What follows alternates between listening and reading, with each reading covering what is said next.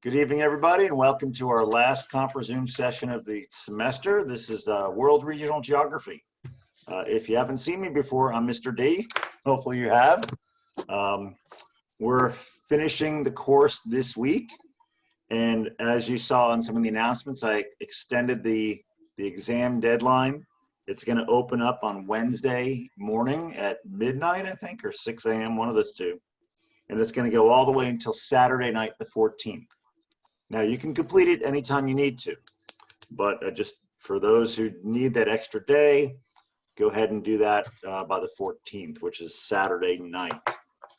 Okay, let's see, let me go over to our modules here. So our fourth quarter material, if you look on this one here, we're finishing up chapter 11, 13, and 14. Today we're going to discuss a little bit about Australia and Oceania, which is like Pacific islands, including Hawaii and Midway and Guam. Hopefully the internet assignment, which is due Wednesday night, and then all replies by Friday night, you have some time to complete that one. Then there's your actual homeworks, 11, 13, and 14, and then extra credits. And then again, all these other extra credit opportunities are there for you. The last day to post in our discussion board, which is where? Right over here. Last date to post that is Wednesday the 11th.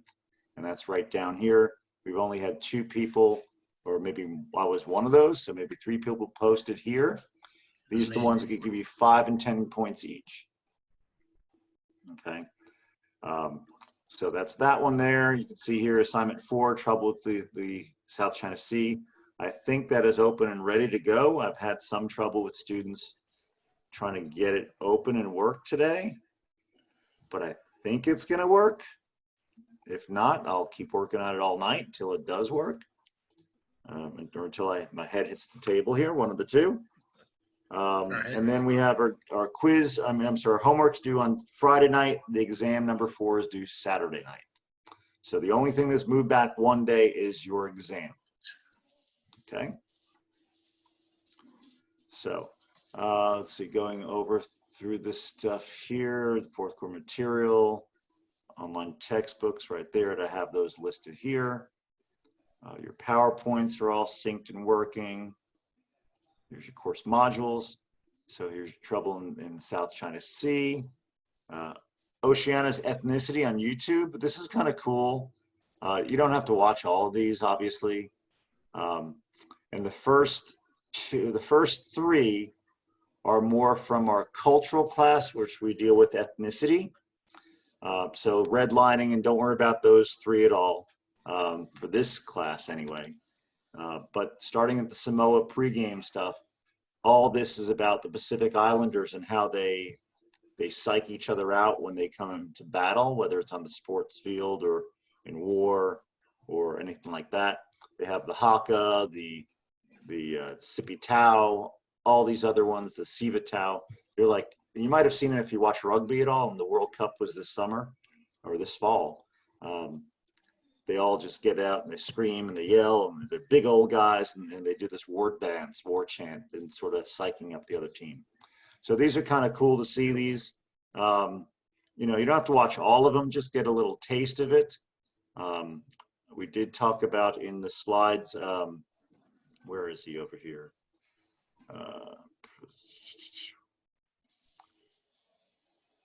Yeah, it's not listed here, I think. No, I didn't put it on there. It was the one of the rugby players. There it is at the bottom.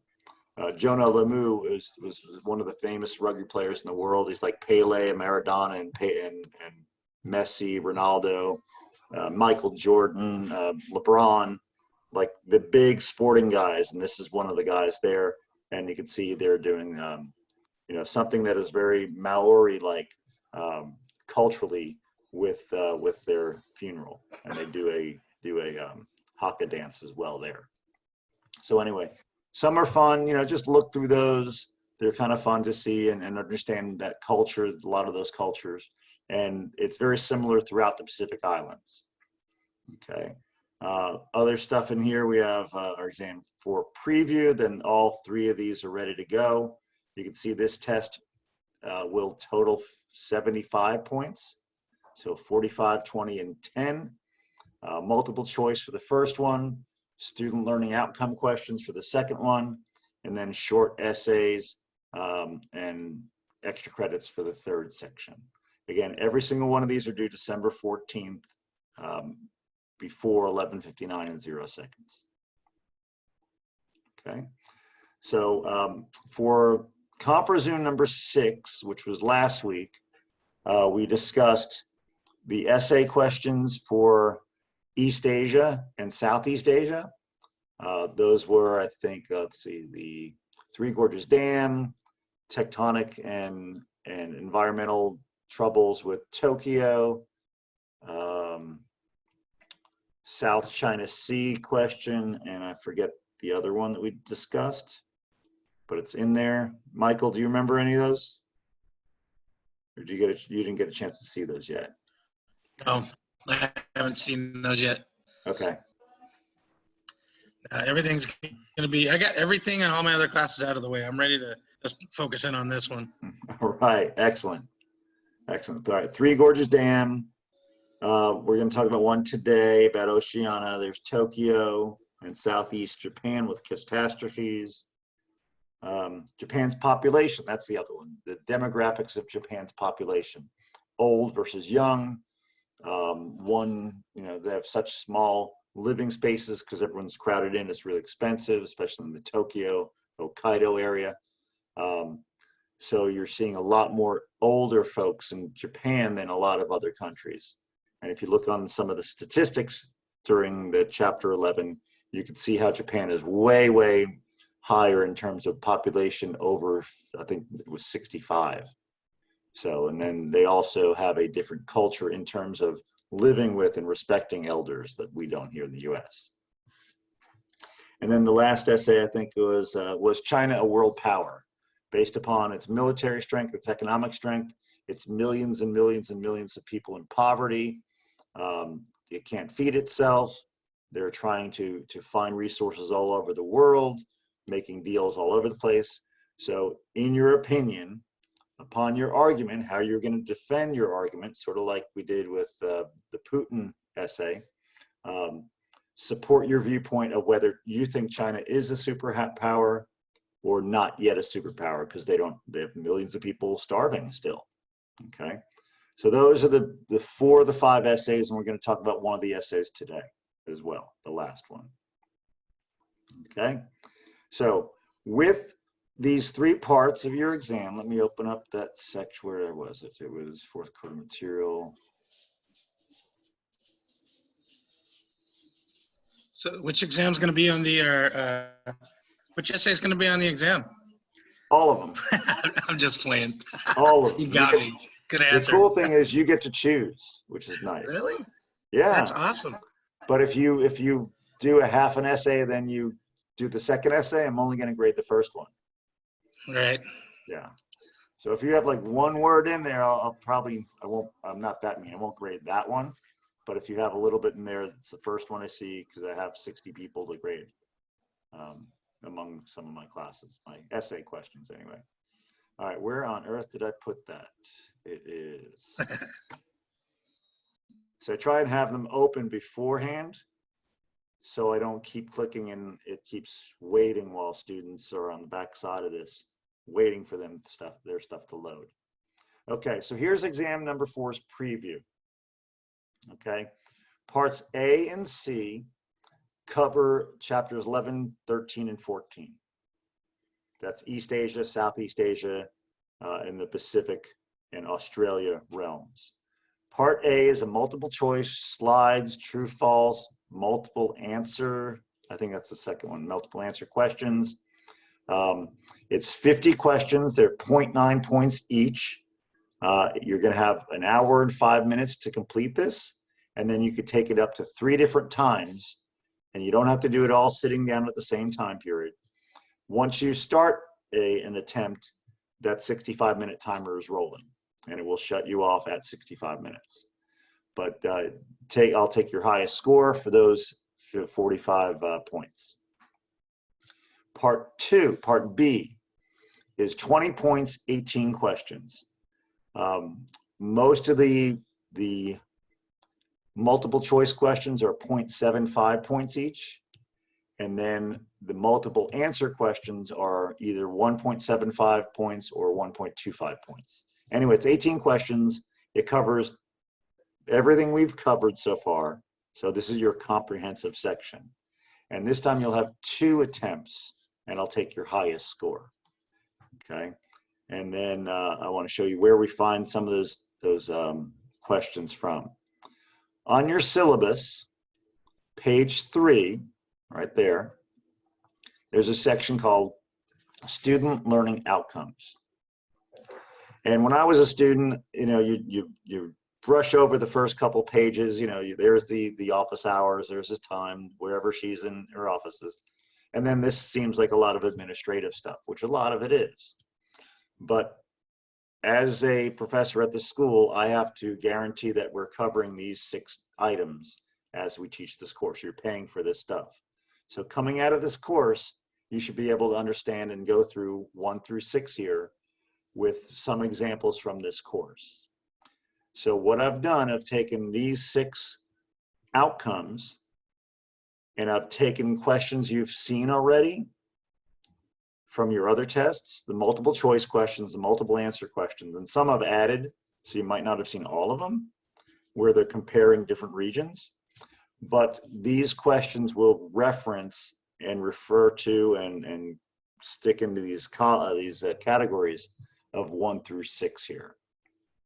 Okay. I hear one of my kids. So this is the second section, part B, and it covers these 6 questions.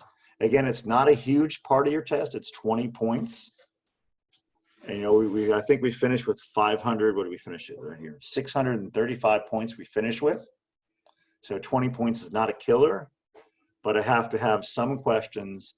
And I take these questions and I grade them. I put them in, do all the math and all the statistics, and then I bring those to the dean's office.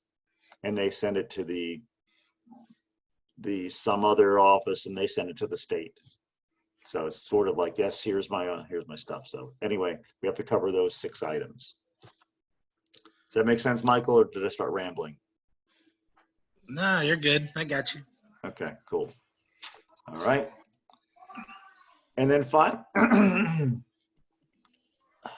finally, part C is just 1 essay question. You get to choose. It's a 10-point essay question, so please make sure you write a nice, at least 1 or 2 paragraph, good essay question. And it's your choice. So this essay should be top notch. Again, spelling, no big deal, but you should have everything capitalized. You should have your little I's and big I's if you're talking about yourself. And we've covered 4 of those 5 essays already. And then essay number, and the 5th essay is this one here. I'll read this out to y'all. Okay. It deals with the islands that we see in the Pacific Ocean that are volcanic.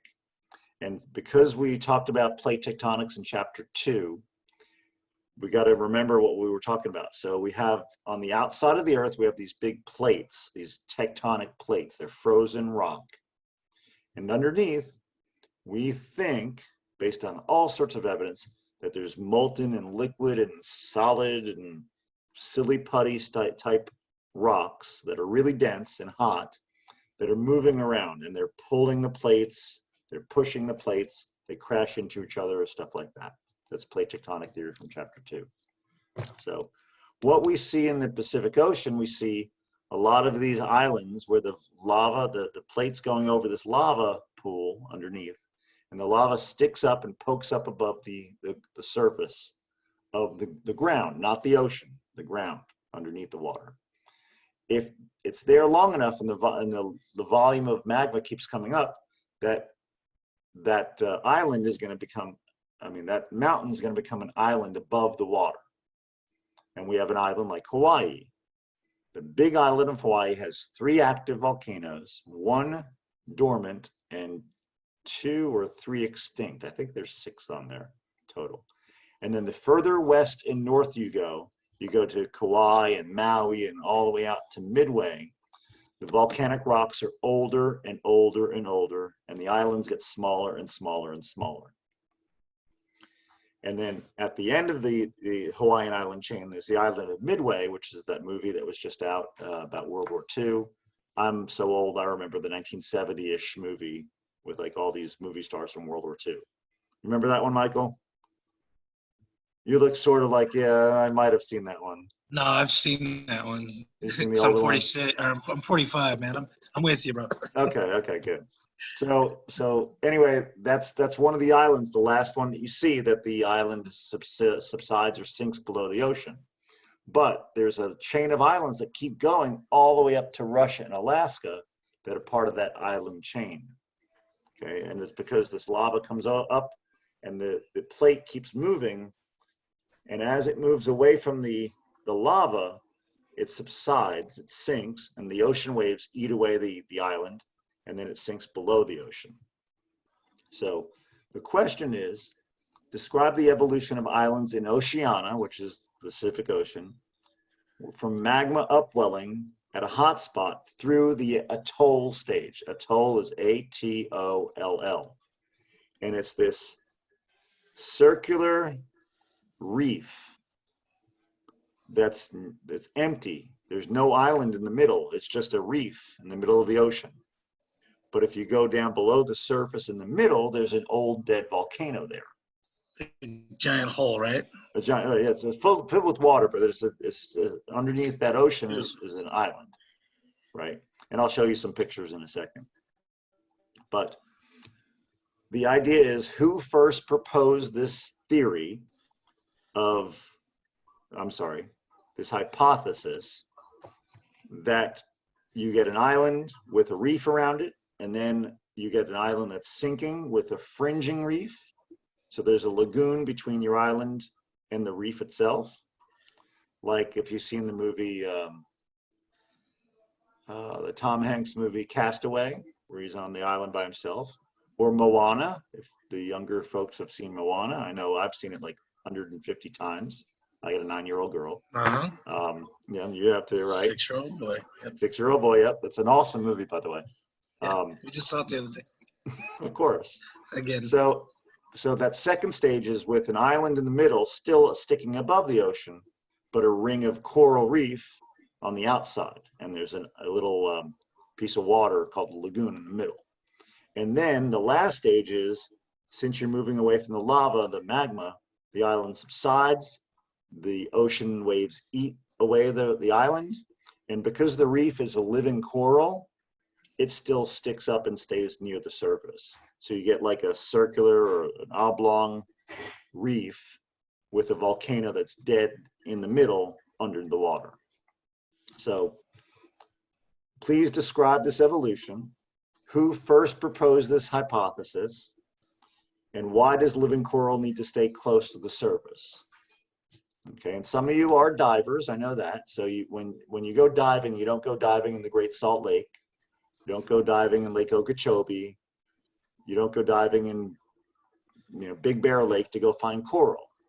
Coral needs to be in shallow water where the sun can penetrate down into the ocean. Think of the movie Nemo. I mean, everyone's seen Nemo, I know, I hope. So the sunlight has to reach the coral. So the first There's your answer right there. Yeah, first 200, 300 meters where the light can reach there, that's where you're going to grow coral. So as the island's sinking, the coral keeps growing on top of their ancestors and stays near the surface. You need sunlight, you need warm water, so you can't have it up by Alaska. You need salt water, so you can't have it at Big Bear Lake. You can't have it where rivers are rushing into the ocean because it's all fresh water there. Salt water, clean water, warm water, and shallow water. Clean water is the other one. You can't have it too polluted. And the temperature's just got to be just right, because as we're seeing with the global climate change, the ocean temperature is getting warmer, and we're losing a lot of reef. A lot of grief, yeah. Reefs, I'm sorry, reefs. This is the only one where you don't say V, right? Reefs. So down in Panama, the coral's getting bleached. Let's see, where's the Great Barrier Reef in Australia? That's a huge area of coral. That is also getting bleached and being killed. And then when those coral go, all the fish and the or other organisms that survive on it for housing and food, those also go as well. The whole ecological system just The whole collapses. ecological system collapses. Yeah, it's like taking the big predator away. You know, the other way. You take the predator away, and the whole system goes out of whack. Yeah. Right. And this one, you're taking the base away, and the whole thing's going to go out of whack also. Yeah. So that's your last essay. And I wanted to show you that in this chapter here. Okay, so each of these, you do not have to take each of these parts all together. You could take one, you could take part A on Wednesday morning. You can come back and take part A again on Friday morning. You could take part A on Saturday afternoon. You could take part B twice. But you can only take part C once because I have to grade each of these essays specifically. So again, the option is yours. You have 5 choices. You get to choose whichever one that you feel the most comfortable with. And then don't answer any others, please. It's going to confuse me when I'm grading these. I'm going to go quickly find the one that has writing in it, and I'm going to grade that one. Okay. Now, the test is going to say, this essay is worth 2 points. This essay is worth 2 points. This essay is worth 2 points. Don't worry about that. That's an accounting thing that I have to do for Canvas. Blackboard is much easier doing that. Canvas is very strict and very cheap the way they do that. So don't worry about any of the other points. Just answer one essay. And I'll make that 10 points. The others, don't worry about it. Okay, that's really, really important. Don't worry about it. No problem. Yeah, you're going to see it 2 points. Please just answer one, just one essay. And then you'll have 2 short answer extra credits that you've seen 3 times already. So those are easy. Okay. Hey, Emma. Hey, Emma. Michael saying hi. Yeah, usually it's 8 o'clock. I put her to bed, but can't do it tonight. I already saw her go by a couple times. Poof, poof. Yeah. She's like, are you It's still funny. online already? So, all right. So that's your essay. That's why most of you are watching this. And that's why Michael showed up tonight, because he wants to see this. It's good thing to do. All right. So I'm going to go straight to that essay section. Let's see. We have something about the Wallace Line in here. There's the island. So right there is a picture of this is actually a volcanic island in the middle. Wow. And then, I mean, it's gorgeous. I mean, who wouldn't want to be there? Then you have the fringing coral reef. Actually, it's more than fringing at this point. It's outside the island. The island is subsiding, so that's probably not an active volcano. And the water between the island itself and the reef is called the lagoon. Like the Blue Lagoon is a movie, and I don't know, like 3 of us are going to get that movie. My friend was in that movie, so that's why I have to say it. Contractually, I have to say that every single time. And so is every guy's crush. Yeah, exactly. And then you can see the difference between the color of the water, the shallowness inside the lagoon versus outside the lagoon. Okay.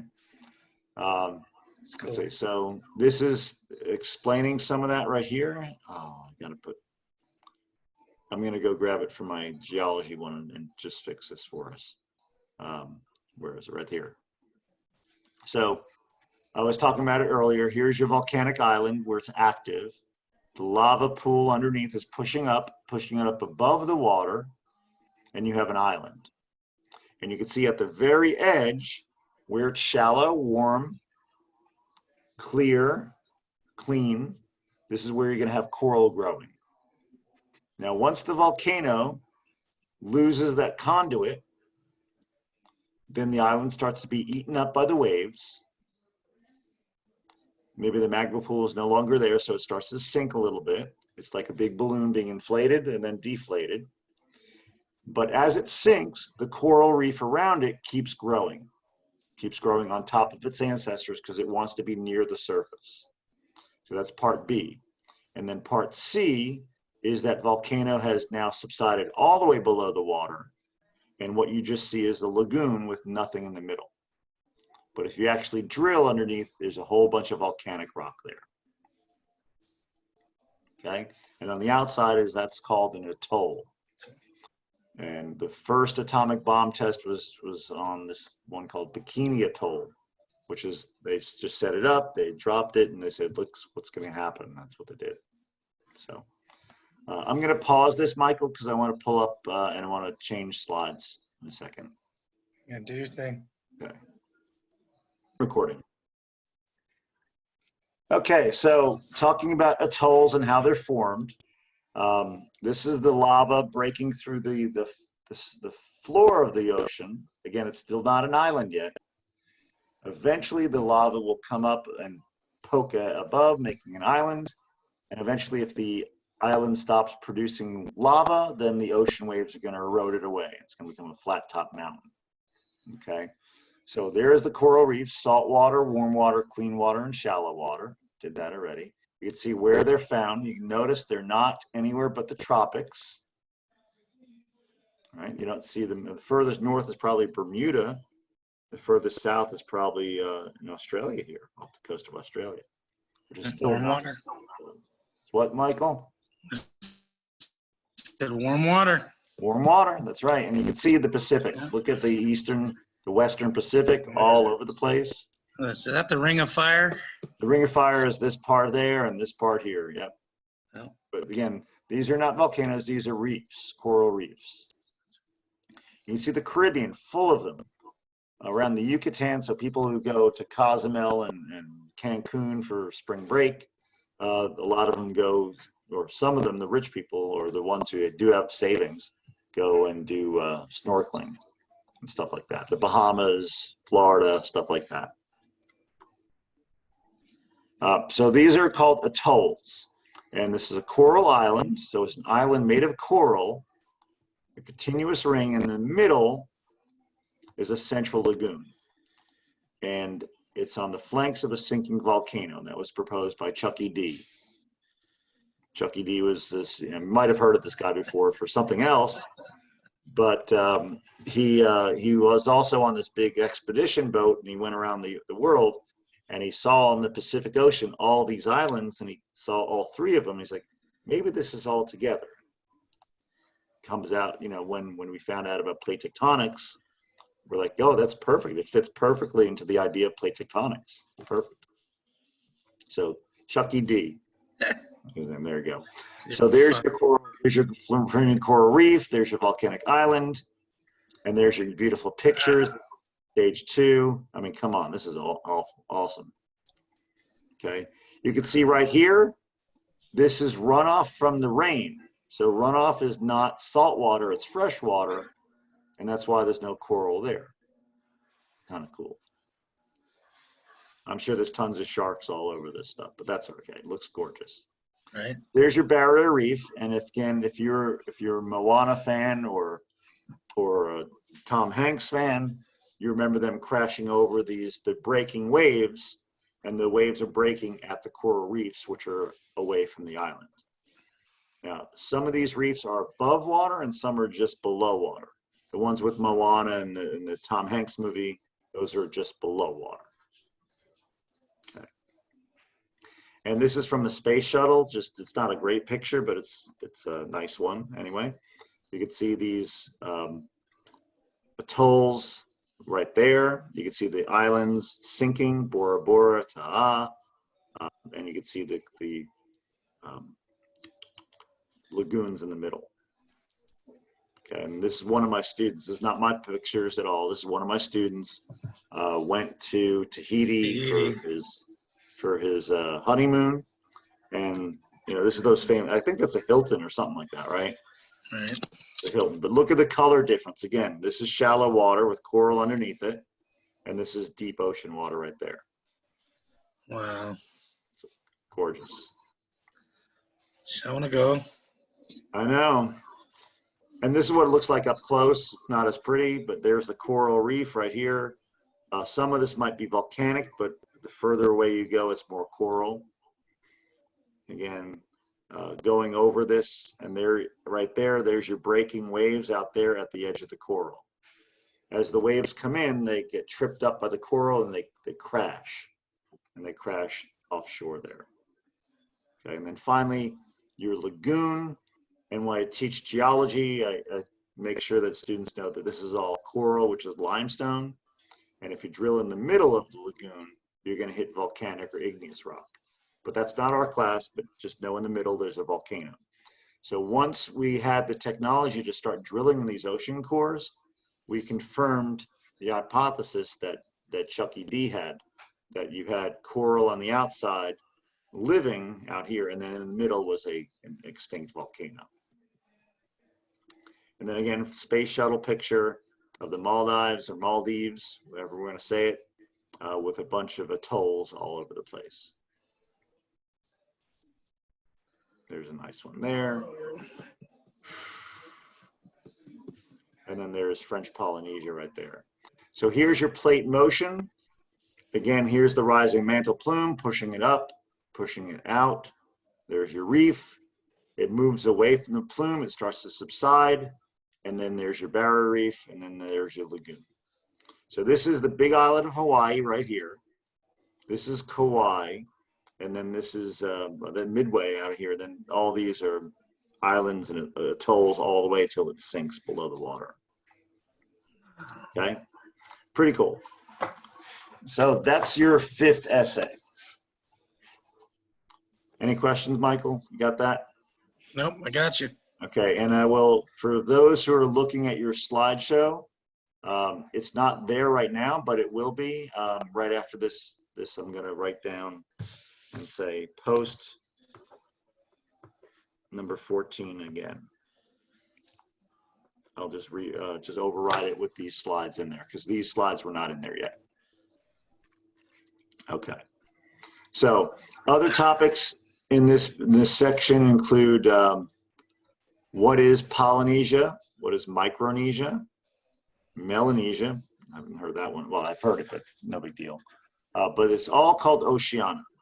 Oceania is a huge, vast region. It's like the biggest region except for Russia. And it stretches for thousands of miles, but it's all ocean. And think about these explorers, and we'll talk about the explorers in a minute, the Moana people that you see in the movie on these big old boats and families and villages all going on to find another island. And we'll talk about that in a second. Just amazing.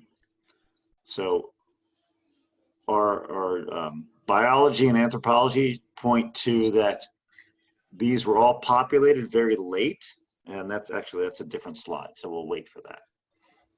But you can see Australia. We haven't talked about Australia yet.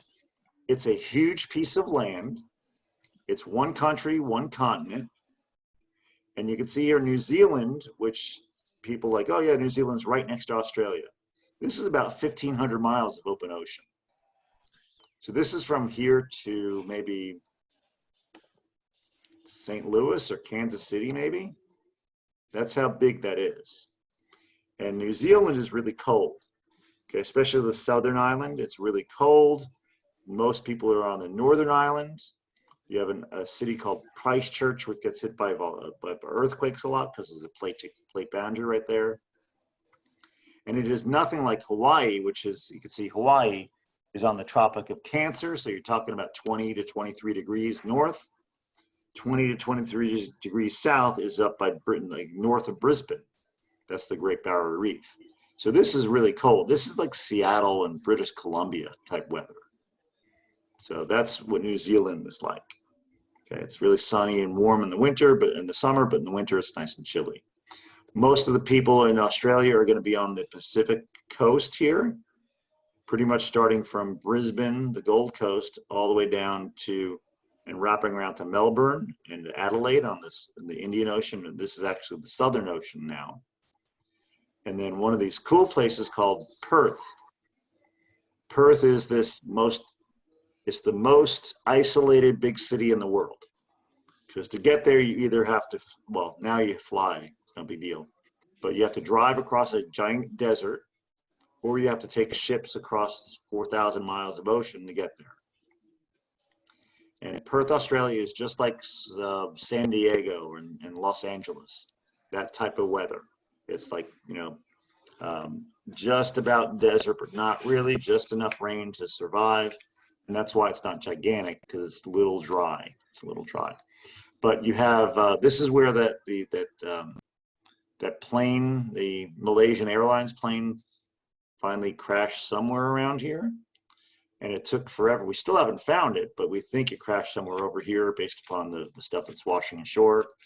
And it was so hard to find because there's only one town here.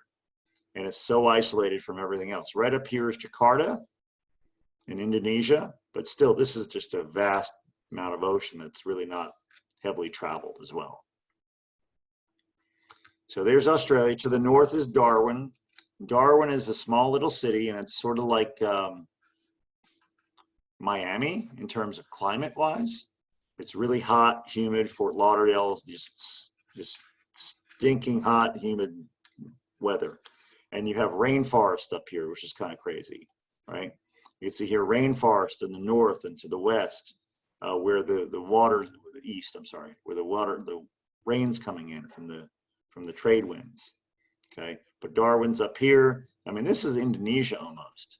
I mean, this is almost Asia. So, and then, but what we think about Australia, we think about this big, giant, empty space called the outback or the deserts. Giant desert, yeah. Deserts. I mean, it's not all desert, but it's almost all desert. It's almost desert, but it's like San Bernardino and Victorville desert. That's where I live. Then it gets really desert. If you think we live in a desert, go visit Australia. That's a desert. And there's one spot here where it's like the flattest place in the world. It's like 110 miles or like just nothing, flat plain. I think it's right here. It's just the road goes on straight for like 45 miles, just straight. Really crazy. But anyway, that's the outback, fringed by tropical and Mediterranean climate. So tropical would be to the east where the trade winds are coming in. Mediterranean would be to the west where Perth is. Again, just like, well, we talk about this in physical class, you'll see patterns all over the world. The southeast coast of an ocean or the eastern side of a continent is usually the wetter, more humid side. So think about Miami or Charleston, South Carolina, all the way up to DC, nice and warm here and wet. On the west side, just like California, nice and dry because you have water, you have winds coming like this. Whoops, so sorry. You have water moving like this. So it's cold water coming up from Antarctica. For us, it's cold water coming down from Alaska. If you look in Africa, Cape Town, South Africa is just like Perth, just like San Diego. Okay, it's really dry, not much water. On the east side, where Durban is, and Mozambique, just like Seattle, just like Charleston and Miami and Jacksonville, it's really nice and warm and wet. And you go to the north, you flip it around, and this is Southeast China. This is Guangzhou and Hong Kong and Shanghai. So you'll see these patterns all over the place. This is just like Brazil. Okay, you'll see this pattern all over the place. So Australia is no different. And again, the further you get from the ocean, the drier it gets. Okay, so I'm going to talk about that. Here's your climate. You can see the big giant hole in the middle of Australia. Okay, on the coast is Mediterranean. Here where all the people live, where it's wet. And then you have New Zealand, which is cold and wet, sort of like Seattle weather, right? Seattle, Pacific Northwest weather. And again, the further north you get, the further warmer you get towards the equator, which is probably right there. Where is it? Right there, equator. Okay. I think the textbook talks about the Wallace line or Wallace's line once. It's just this line that these biogeographers drew between animals and fauna, or flora and fauna from Asia, and how they are now different from the Australian, Papua New Guinea flora and fauna. Because at one point this was almost connected. So you did have some people and animals migrate to Australia, New Zealand, and, well, not New Zealand. New Zealand's way over there. Don't worry about New Zealand. It's way over there. Let's see what heck of a swim. Yeah, it's a long swim. But this is the Wallace line, and you got all these other biogeographers chiming in. But again, it's the division between mainland animals and plants and Australian animals and plants. Okay, present day mainland and stuff like that. So that's called the Wallace line. You might not hear that, you might hear it once here, but I know if you go into biology or biogeography or ecology, you're definitely going to hear about that. So I just want to bring that in because we're talking about it there. Okay. Other things, exotic species, there you go. Globalization's hurting. The environmental issues, I know there's a couple multiple choice questions about sea level rise, global climate change with stronger storms. A lot of these countries are the poorest countries, or very poor. They have tourism, they have very little resources. So, and they're not the ones producing all this CO2 and all the pollution that's raising the temperatures and raising the water levels, but they're the ones who were first affected. So I think there's at least 3 lawsuits from some of these countries to the UN or to like industrialized nations, suing them for help, suing them saying, look, we're losing our land, we're losing our island, we're losing our cultures. It's not our fault, it's your fault. So you got to help us. It's really kind of sad. That's not good. It's not good at all. So some of these environmental issues here, there's the brown tree snake, the Great Barrier Reef, wildfires, all sorts of crazy stuff in here. But the brown tree snake, I have a friend from Guam who's a military brat. Ex-Navy myself. Yeah. That's you yourself? You've been to Guam? No, I literally just watched a thing on the brown snake and killed all the birds, and now it's overrun by spiders. And oh yeah, tell us about that, because I need a break. So go ahead. So go ahead. No, it was funny because I was just reading this. I already did the homework and stuff.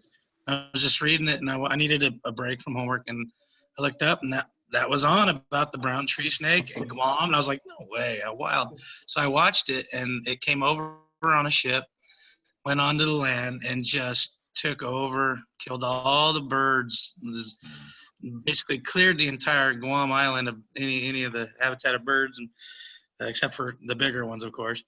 And by doing that, all of the spiders have taken over, and they call it now the Quiet Island because there's no birds. There's no birds. Yeah. Yeah, it's just it was wild. The whole thing was crazy.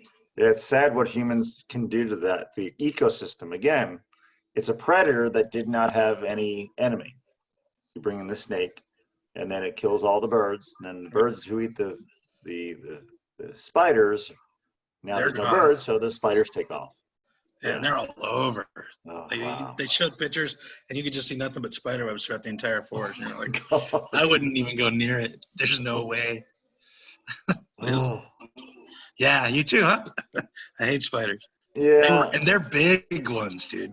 Big fat ones, nice. Yeah, we saw Home Alone last night or the other night with the kids, and they threw the tarantula. Yeah. So thanks, Michael. That was awesome. Yeah. That saved me a couple minutes. That's cool. Yeah. Take a breather. I'm good. All right, that's good. You could also see there's the low islands of Kiribati, where they have a volcano there, an active one. But climate change causing sea level rise. The Great Barrier Reefs, talked about the water temperatures already.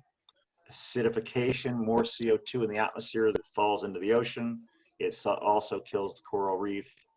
The bleaching rates, awful rates. You can see the wildfires like we have, and I think I just posted on our Facebook page a tweet of somebody with this really crazy fire tornado, because the heat is rising so quickly, it starts to spin, and you get this really tight fire tornado. Unbelievable. It's like, wow. So Australia, when we would have our really cold winters, they were going through 125-degree temperatures and fires everywhere, just like California. So that's what their environmental issue is, especially in the drier seasons now. So let's see other things here. Let's see climate change and storms. Talk about that one. Here is the demographics, and you can see here that where is Australia? Australia by far the largest country in terms of population, but look at that. 24 million people is not very big. I think we have maybe 2 states, maybe 3 states bigger than Australia. But California is almost at 40. Texas just passed New York. So I think those 2, and like Florida is right behind New York. So it could be 3, maybe 4 states that are as big or bigger than all of Australia. And again, Australia is not a very populous area, and I'm going to show you the population map in a minute. But you can see the rate of natural increase. It's all over the place, but again, most of them are below 2.1. You got small countries like Solomon Islands, Vanuatu, and Nauru over 2.1, but most of them are below 2.1. Total fertility rate is still pretty high. Percent urban, most are percent urban except for Papua New Guinea, which is third, and then Samoa, of course, but Papua New Guinea. You can see Australia and New Zealand are areas with older populations, right? 15 and 15%, which is pretty decent. I think we're at 11 or 13%. This is the US. And again, that means there's less young people. So Australia is a developed country. It's now in stage 4 of the demographic transition, where they're having a very, very low replacement rate. So they're actually losing well, not losing, but very, very slow growth. And that's why, as we're seeing in Europe, when you have slow growth, slow rate of natural increase, you need to bring in people. And that's why immigrants come to Australia, come to Europe, for the jobs, and people, I mean, the countries need those immigrants for the jobs, for the taxes, to pay for the whole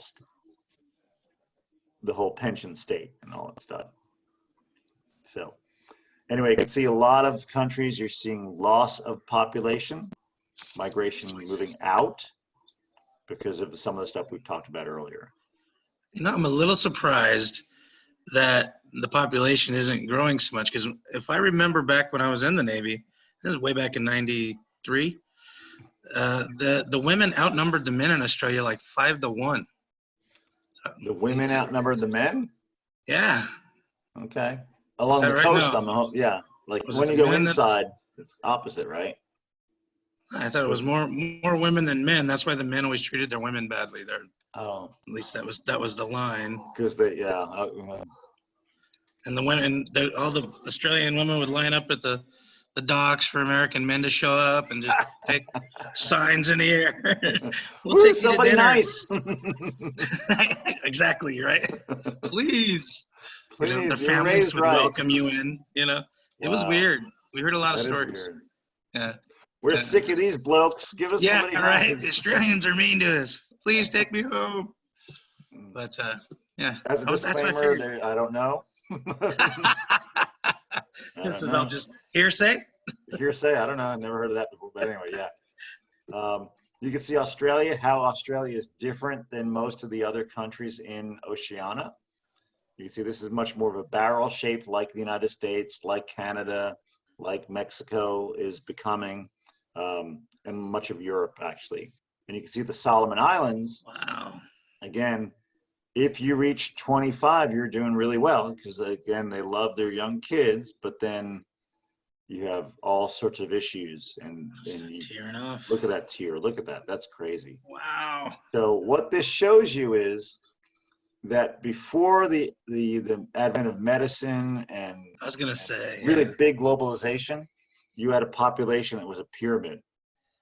And then since then, since the outside world's come in, we're talking 25 years here, right? 25 years. So we're talking born in 2000, these folks are. So before 2000, this was a very impoverished nation. You could see that in history with this demographics. But since then, you can see medicine, you could see maybe a little bit of industry and a little bit of a middle class growing, and you can see the kids are not dying anymore. Learning how to grow crops and learning how to grow crops, right? The industrial, the green revolution. Yep. But now the problem is overpopulation, stressing the resources. And that's why the high birth rates are still there. You have to adjust. And some countries and people take a long time to adjust. You think about your history. My family, my grandparents have 7 brothers and 8 brothers, 8 brothers and sisters on one side and 7 brothers and sisters on the other. They were born in the 30s and 40s. No, 20s and 30s and teens. My parents' generations are 4 and 3. Yep. And now I'm 3. I'm part of 3, and now we adopted 2. We have 1 biological, so we have 3. But a lot of, as you get into a urbanized location, things are expensive. Kids are expensive. You have less kids. It just takes a little while to understand that. Yeah. All right. So population, you can see it's not a very populated area.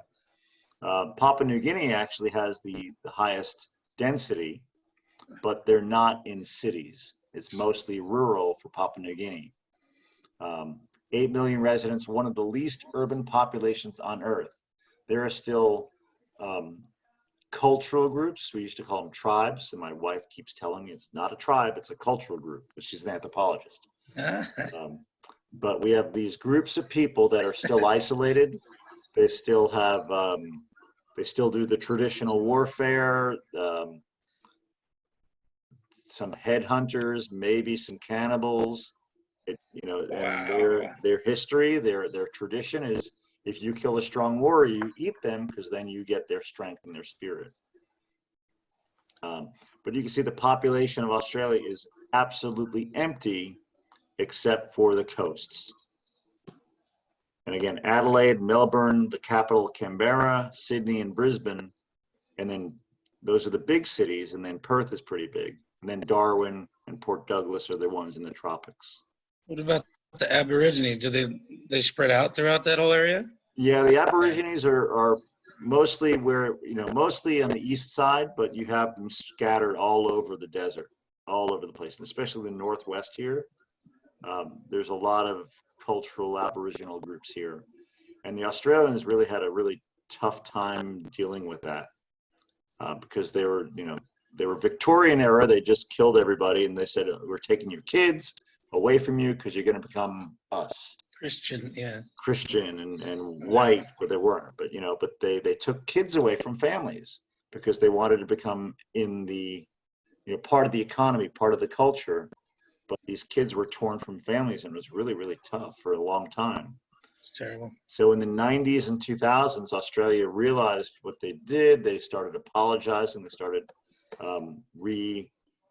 what's the word called? Repatronizing or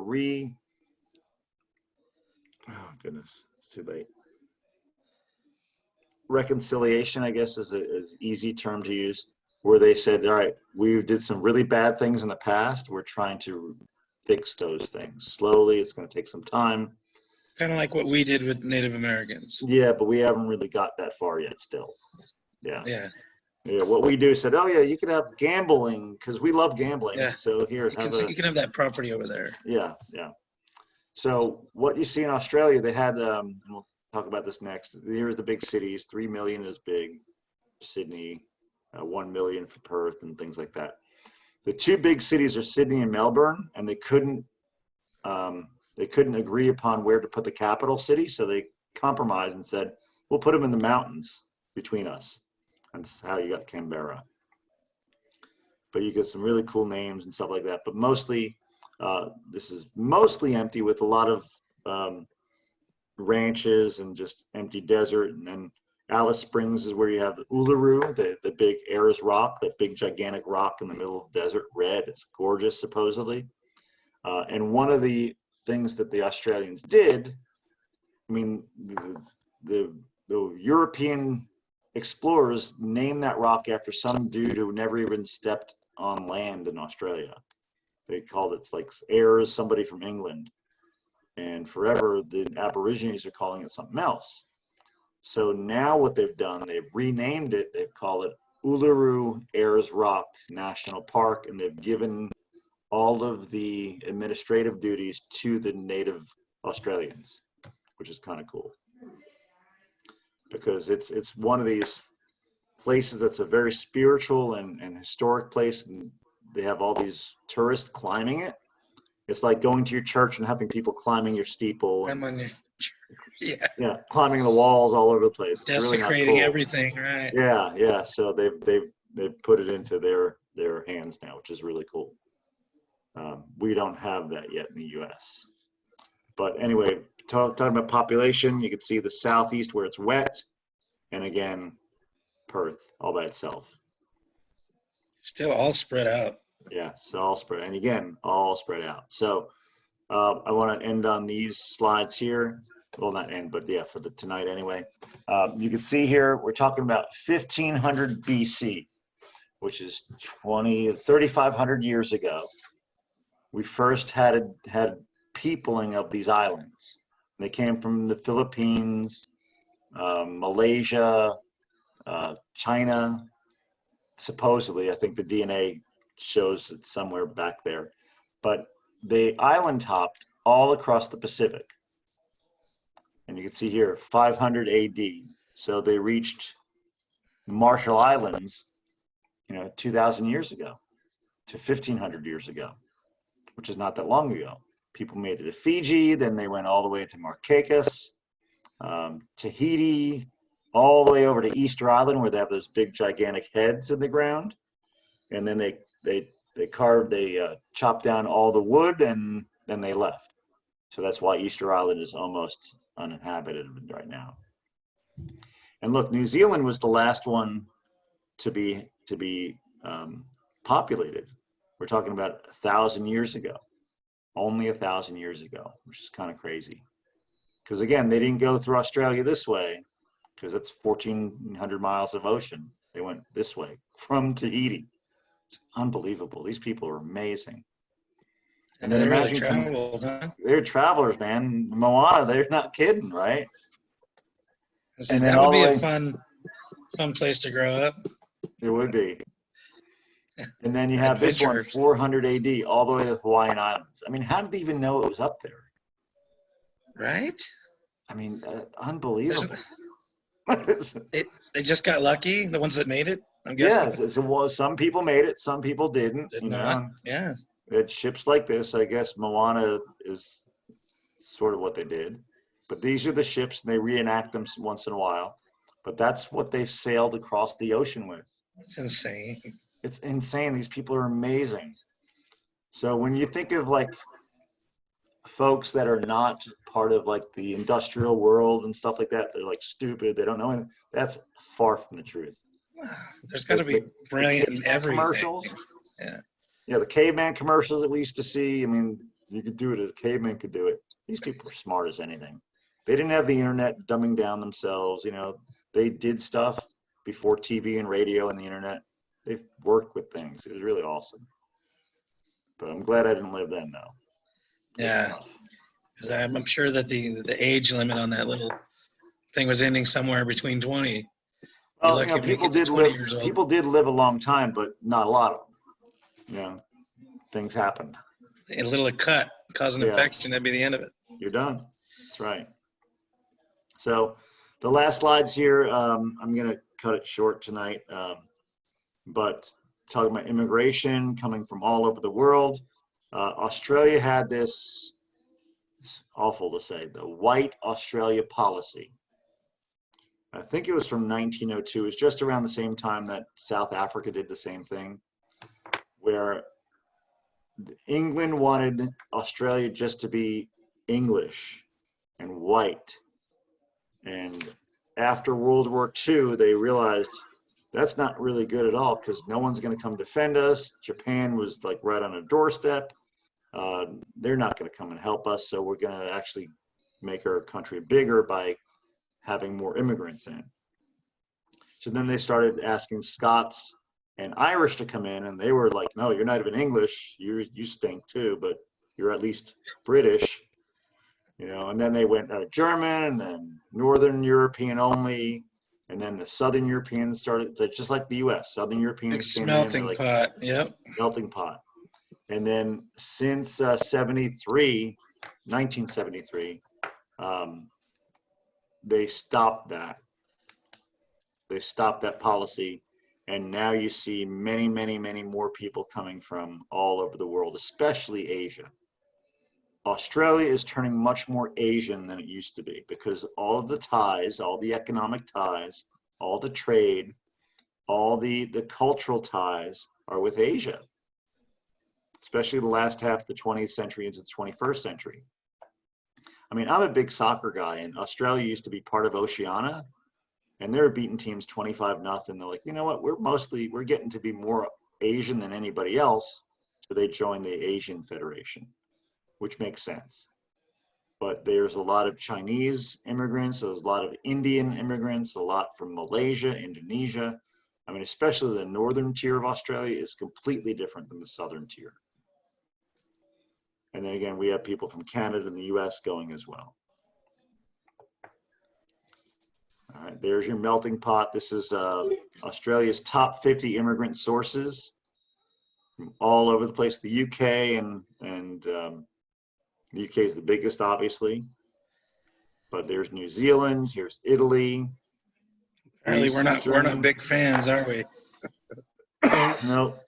And then everywhere else is 15%. The US is just 1%, and Vietnam is 3% because Vietnam is close.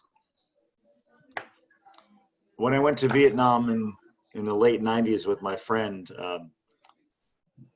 the Vietnamese who were speaking English were speaking with an Australian accent because the teachers were Australian. It's crazy. That's so weird. It was like, whoa, like, oh, my mind is totally blown. What'd you just, mate? What do you mean, mate? Unbelievable. I'd probably be smiling all the time. They'd just be like, "What's wrong with you? What's wrong with you, man? I just can't. Nothing. My brain is having a hard time, dude. I'm sorry. This is great for me. Just keep talking, bro. Yeah, this is wonderful. So there's some cultural stuff here at the end. We're talking about, popular culture. We see stars, sports stars, movie stars that are from Polynesia and Oceania. I'm a Panthers fan from Charlotte, so Star Latuli. I'm not sure if he's with them anymore, but Troy Polamalu with the hair, Jonah Lomu, the rugby player, and then of course somebody knows The Rock at least, Samoan ethnicity, and then stars. So there he is now. Let's see, this is from Game of Thrones, Keisha Castle-Hughes. He's a Star Wars actor, and then Aquaman. It's Boba Fett. Yeah, Boba Fett. Yeah, it's Boba Fett. Yeah, you knew that. I'm a geek. I'm sorry. Yeah, that's all right. You're fine. So that's about it. That's really what I wanted to cover. Make sure we got that stuff at least, and then leave you with a nice lay and nice view of tourists. Tourists are a really big part of the economy here in Oceania. All right. All right. So there we go. That's our chapter 14. I hope everyone was okay with that.